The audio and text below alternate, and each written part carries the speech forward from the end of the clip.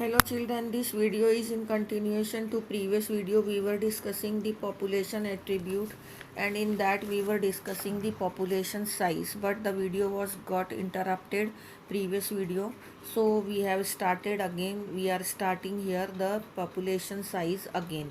So population size is actually the status of the population, and it is affected number one by the competition with the another species, and next is the predator present, and other is the effect of the predator, that means, and third one is the pesticides application. Okay, so this is how population size is affected. But the example of population size, that population can vary from very large less size to very large size. So less size population example is less than 10 Siberian cranes are there in Bharatpur wetlands, and the millions of Chlamydomonas are there in a pond. This is the example of large size population. So how can population can be calculated, or the population size, more technically called population density? It is represented by n, and it is the measure of the total number of the member of that population in the given area. Most appropriate method of calculating the population density is the calculating the total number of member, but sometimes it is not possible, so that some other methods of measuring the population density are also there. This is the first method, that calculating the total number. Second method is that by giving example it is been explained. Suppose in a given area 200 parthenium plants are there, and only one banyan tree is there, but the Parthenium amounts to understanding the enormous role of banyan tree. That means in the community, the role of banyan tree, one role of one banyan tree is more than 200 Parthenium plants. So that we can say the percent cover of the biomass is the more meaningful measure of the population size in this case. Okay.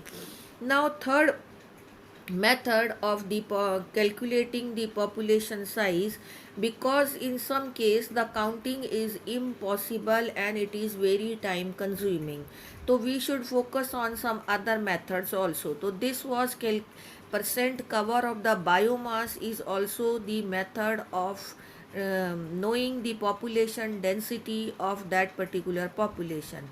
Now third method is that suppose in the laboratory there is a culture plate or a petri dish of bacteria. That means in the culture of the bacteria are there in the petri dish.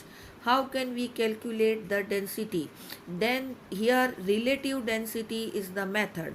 Suppose by example they are explaining, suppose we want to count the total number of fishes in a lake. So how many number of fishes are caught per trap is good enough to measure the total population density of that lake of the fishes. That means per trap total number of the fishes can be considered as the density of the fishes in that particular lake. So this is one method. Another method is the indirect. This is the fourth one, which is the indirect method of calculating the population size or density. So suppose the total number of tiger are to be calculated in a national park.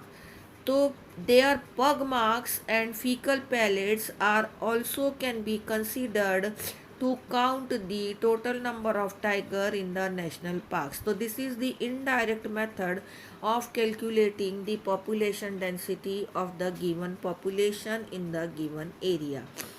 So this is all about the population attributes. Is that clear? So first method is counting, second method is biomass method, third method is the that means the relative density method, and fourth is the indirect method.